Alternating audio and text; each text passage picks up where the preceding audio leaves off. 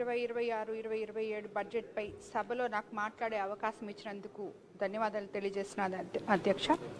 గౌరవనీయ ముఖ్యమంత్రి శ్రీ నారా చంద్రబాబు నాయుడు గారు తరచూ ఒక మాట అంటుంటారు అధ్యక్ష, అదే సంపద సృష్టి అధ్యక్ష.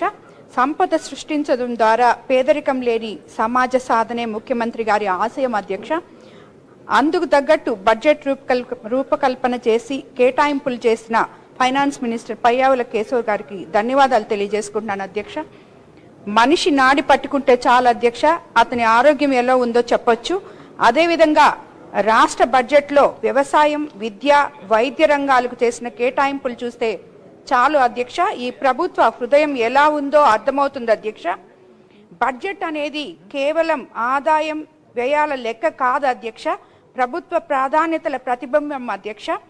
ఎక్కడ ఎక్కువ కేటాయిస్తే అక్కడే ఆ ప్రభుత్వ దృష్టి, దార్శనికత స్పష్టంగా కనిపిస్తుంది